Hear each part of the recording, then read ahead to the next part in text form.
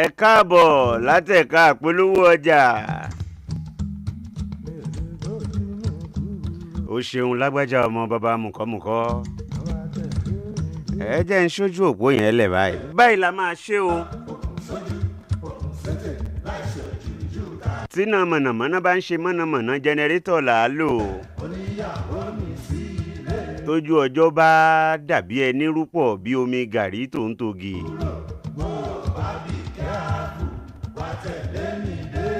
tí nẹ́tíwọ́ọ̀kì ọ̀bá fẹ́ wọ́ọ̀kì á wọ́ọ̀kì rẹ̀ náà ni ó gbọ́dọ̀ wọ́ọ̀kì o. báyìí là á ṣe tẹ́ ẹ bá ti béèrè fórin tẹ́ ẹ fẹ́ ẹ sọrúkọ olórin tẹ́ ẹ fẹ́ ká lórin ẹ̀ gangan orin olórin yẹn la máa lò fún yín. àpẹẹrẹ bẹ́ẹ̀ bá béèrè orin Pàṣọ tó jẹ́ mmm lẹ́ béèrè bí wọn ò bá ní lè fún yín ní mmm wọ́n fún yín ní Thanksgiving àti bẹ́ẹ̀ bẹ́ẹ̀ lọ. bẹ́ẹ̀ bá béèrè orin Aláàjì wa ọmọ Mọ̀dínà tẹ́ni fún yín ní ọ̀sánfàní bí wọn ò bá ní lè fún yín ní ọ̀sánfàní wọn sì fún yín ní wọn mọ̀ fàṣàlátù ránṣẹ́. ẹ̀yin ẹ ṣáà fún mi lórúkọ olórin tẹ́ ẹ fẹ́ yẹn gangan 09136556952 àlàáfíà. hello. ẹ kú rọ̀lẹ́ mà. yes ma. orúkọ yín àti ibi tẹ́ ẹ ti ń pè. mami ahmad láti kiri alimi. all right ma orin wo ni ká fi ṣọ̀run àjìjà lẹ́ni Friday. èmi mo fẹ́ Aminat òbí rere. òbí rere. bẹ́ẹ̀ni. all right ma màá fún yín láìpẹ́ yìí. àgídìgbò ń sọ ọ̀rọ̀ ìjìnlẹ̀. ilé ẹrù ibo ló ka yín mọ́ ṣénú Ìlọrin lẹ wà. hello. mọ̀lẹ́bí. àyàn ṣọ́ra ẹ má fi lù bú mi o. ṣé ọlọ́run mi àkàìkà tán lórí Olódùmarè. ẹ kú ètò mọ́mí Yusuf ní láti ẹ̀kọ́. mọ́mí Yusuf ẹṣẹ́yẹ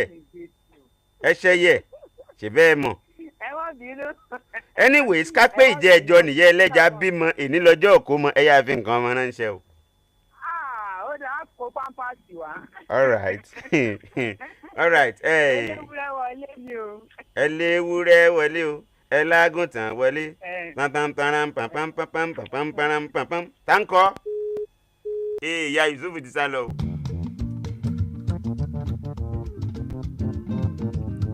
ó di méjì àjàsíkò wọn ní ká fáwọn ní múrí Àlàbí Thunder kò sí wàhálà gbogbo ẹ̀ làwa ní bí o kò sí kankan rẹ káàkiri àgbáyé. hello.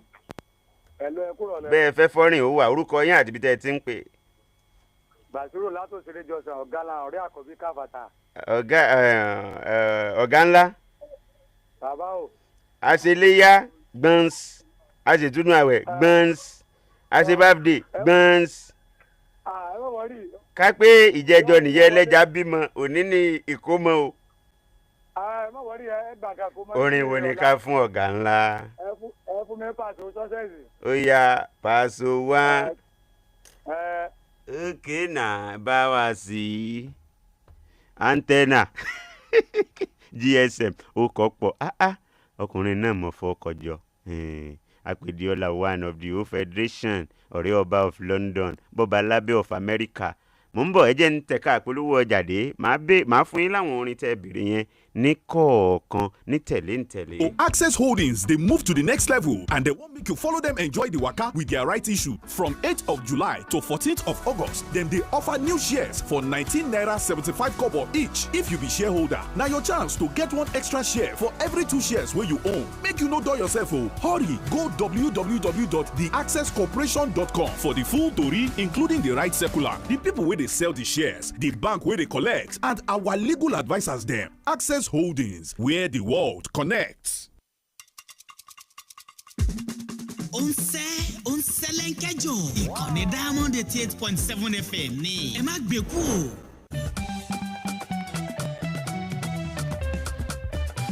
ẹ jẹ́ mú ìpè ẹyọ kan sí kí n wá bẹ̀rẹ̀ sí ní fún yín láwọn orin tẹ́ ẹ béèrè fún. no time to check time. ọjọ́ yẹn ti ń rí bí àná òòrùn ń rí bí àtiwọ̀.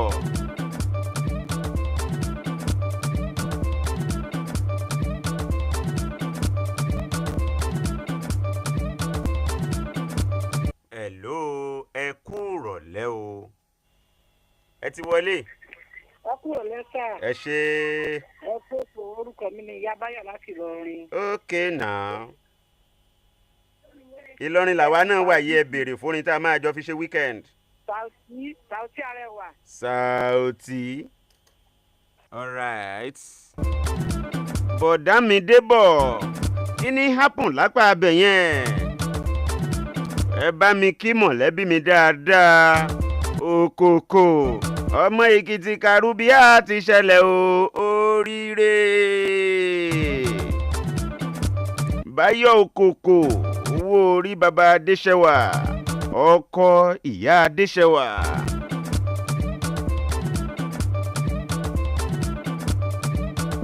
ẹ bá ń kí mọ̀lẹ́bí mi dáadáa.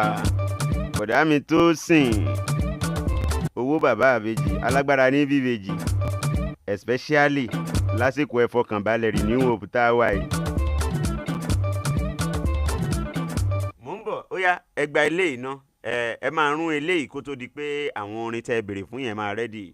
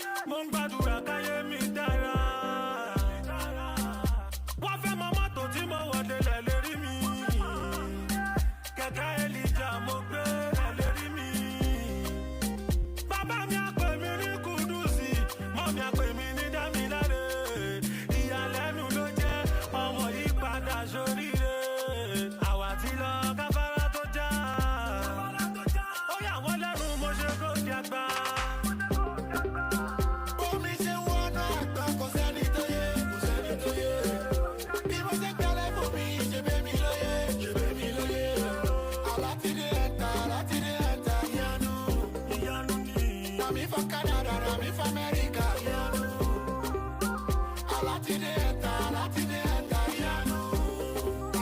na me for Canada, na me for America.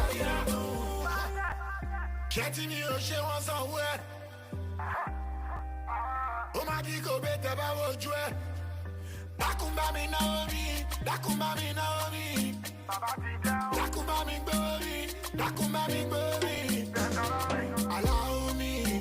Allow me to enjoy my life. You dey doubt me. When we dey come your house, ojo ti takumba ojo ti pẹ́. Ìrìn àjò mi kì í ṣe kéré mi. Ọ̀tá fà sókè ìdóborí. Àwa ti jáwé olúborí. Omi ṣe wọ́n náà ẹ̀gbọ́n kò sẹ́ni tó yẹ. Bí mo ṣe gbẹ́lẹ̀ fún mi, ṣe bẹ́ mi lóye.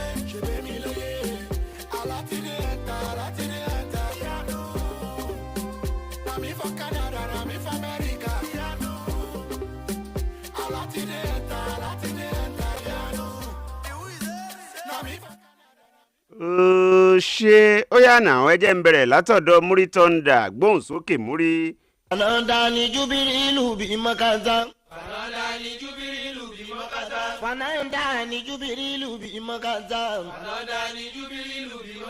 Murita don Salimon Tasha.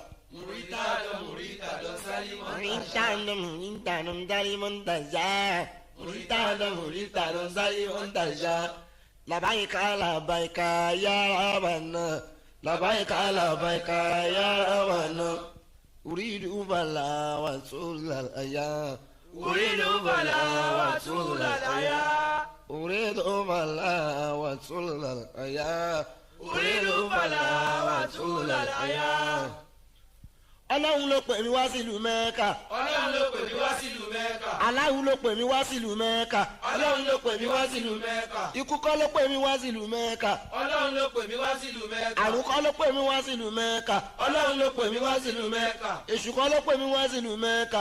Ọlọ́run ló pè mí wá sílùú Mẹ́kà. Ó ní Múrítàdán. Ó ní Múrítàlá. Tọrọ gbogbo ohun tí o bá ń fẹ́. Kí á mọ̀ tọrọ gbogbo ohun tí mo ń fẹ́. Ilé wù mí ọmọ wù mí. Àlàáfíà tún wù mí. Ẹ̀mí gígùn tún wù mí. Èmi pẹ̀lú àwọn onítèmi. Ìyọ́nú ẹ̀ ló wù mí bàbá dàkún wá fi fún wa. Ọlọ́run ló pè mí wá lù Ìlọrin o jẹ́ àtẹ̀síwájú Muri ẹnìkan kì í jẹ́ kí ilẹ̀ ó fẹ̀. All right now jẹ́ a pè Sauty Arẹwà wọlé. Sauty. La ilaha Muhammadu Rasulullah kò sí Ọlọ́run o. Allah. La ilaha Muhammadu Rasulullah kò sí Ọlọ́run o. Wallahi. Eba. Subhanallah. Laysat lahu bidaya. Wala lahu haddu wala nihaya. Yaf'alu bil makhluqi ma yasha. Wa hukmuhu sarra wa darra. Lahu sifatul baqiyatud daim. La yusafu bil faqdi la bimanisha. Hayyun qayyumun warisul lil a'lam. Dawma ya'ish dhikruhu wa hasana. La ilaha illa Muhammadu Rasulullah kò sí Ọlọ́run o.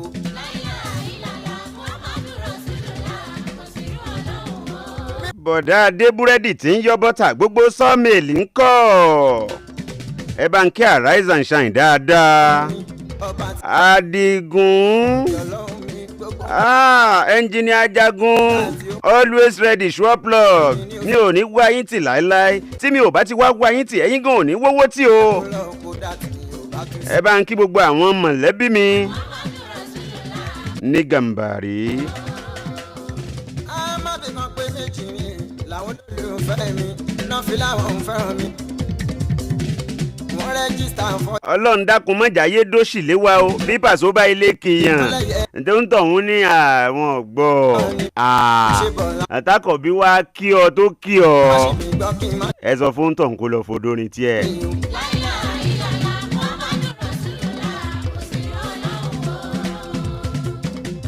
màámi ló sọ bẹ́ẹ̀ pé kò sẹ́ni tó máa bá ẹ fọn trumpet ẹ tí wọ́n gangan ò bá gbé fèrè ẹ sẹ́nu kó o fọ́n kó dún popopo pàpàpà pàràrà. wọ́n ló ti kó wá sínú ilé mi o ẹ̀yin olólùfẹ́ tẹ́ ń pè mí o ẹ ṣe gan. tẹ́ ẹ bá fẹ́ wáìnì ìyá ẹlẹ́ja ẹ sọ pé ìyá ẹlẹ́ja kí ni ń ṣẹlẹ̀ ẹlẹ́jọ́ kò sí ń pa. ajẹ́rìí ẹ kò jẹ́rìí bẹ́ẹ̀ o ẹ ṣe gan. ajẹ́rìí ẹ kò jẹ́rìí. àlàáfíà ni tọmọ ọlọ́run. Lukman Atanibakata ni mo mọ̀ àní Lukman. okay now ẹ jẹ́ n migrate kí n máa lọ sọ́dọ̀ ọ̀gá ńlá one Pàṣọ one ìyẹn náà lèmi àti yín ó fi máa tàtàpínsẹ̀ lórí ètò ẹ ṣáà mọ̀ pé Diamond la wà yìí o ìkànnì tó ta kàn mọ́lẹ̀ kárí ayé brother mi báwo ni gbogbo New York City hello sir. bébì mi Taylor ṣàlàáfíà ló wà báwo ni Oregon State màámi mama kí ló ń ṣẹlẹ̀ ní Minnesota. Pasuma ṣùgbọ́n láti wọ́n ti rò pé kíní kò lè bá wọn gé ní ọmọ. ọdún má bá mi ṣeré tó lé wọn ò tí ì ráyè àti wá Toronto Naija ṣì ń dùn Ìlọrin ni mọ́kà wa báyìí.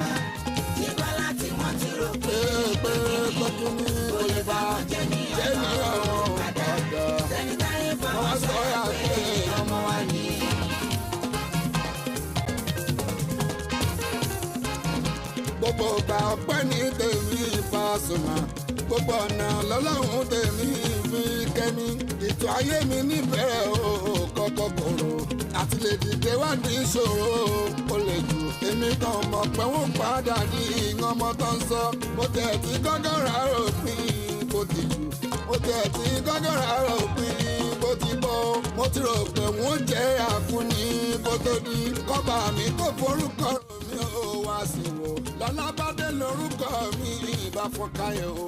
alábí ọjọ́ yẹn máa rí bàbá. ẹ máa jẹ ilé yìí títí tèmi àti yín ó tún fi fayọ̀ pàdé lọ́jọ́ mẹ́jọ lórí ètò àdélébáre ni o kó tó dìgbà náà lémi kan lẹ́yìn plenty mi ò ní wá yín tì. bẹ́ẹ̀ ni ẹ tún wo àná. ẹ ní sanwó nù lọ́jọ́ Jímọ̀ ìyẹn lágbára mi ká ìjọ yòókù ẹ̀yin náà gbàdúrà ẹ̀ fúnra yín. òní tó ń jẹ gbádùn kan. ẹ ṣàfẹnu rẹ́ǹtì. ẹ tó ń sùn ní bùsùn kan sùn gbàgòdì. ọ̀gá wa ayé ti gbé mi Pàṣọ tí mo mọ̀. láti ibi tó ti bẹ̀rẹ̀ débi tó dé tí a máa máa ó ṣà. láti lẹ̀ o ẹmú mẹ́ta lòdì fi hàn mí o tó yé mi má sáré o má dẹ́ dúró. Àpọ́sù Oyèdépò. máṣíìnì o láyé mi lẹ́ni àrùn pípa padà dẹ́ni tó ń gbà iyọ̀ ayé ń péjọ bí èèrà fún. ẹni Ọlọ́run bá ti gbégbà fún ẹ gbà fún mọ̀lẹ́bí. alábẹ́ ọjọ́ ní bàbá ìjọba padà pépé lè lọ́wọ́ jẹ́ ní ọmọ òun padà o. fọ́sọ̀ àgbẹ̀ yan. ọ̀gá wa lẹ́ka gbogbo ọ̀rọ̀ tó ń jáde níléeṣẹ́ yìí programs nìyẹn sà. Táíwò Adéyẹmí Tuale bàbá mi ò ní wá yín tì tí mi ò bá ti wá yín.